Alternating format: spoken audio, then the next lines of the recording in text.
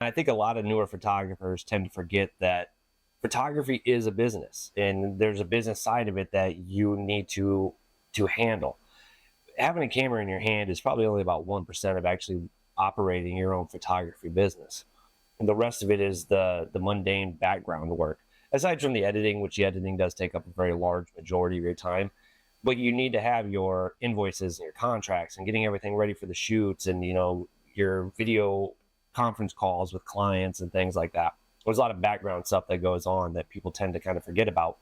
And if you don't address these and have a nice way of doing everything in a nice streamlined way, you're setting yourself up for failure. Now, the first thing you need to have is a website. And I see a lot of photographers have a website that's just too cluttered. The image is right there. You want everybody to be able to see, anybody that visits that site, to be able to see it right away, see your images nice and clean.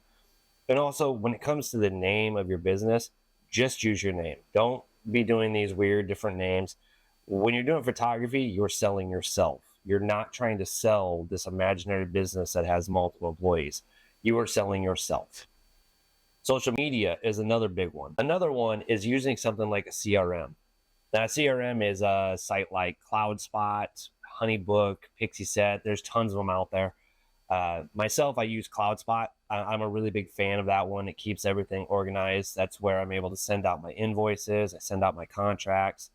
My galleries are delivered that way. And then there's also a store on there that my clients are able to order prints, which I'm able to, like, if when somebody orders a print, it sends me an email to go in and verify the crop that they've chose and make sure that the image actually looks correct before it gets sent over to the printer.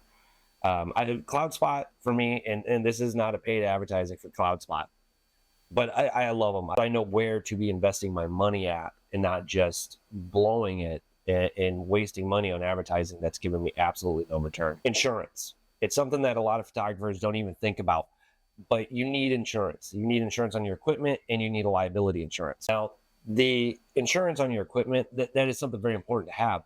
And I know a lot of photographers that when they're just starting out, they really scrimped and saved to be able to get that professional grade camera.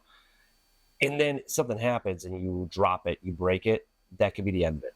That could be the end of it right there. And insurance on your equipment really doesn't cost much. Now, what the liability insurance is say you were doing a shoot in your studio with somebody, and God forbid, your boom fell over, light landed on them, ends up injuring somebody.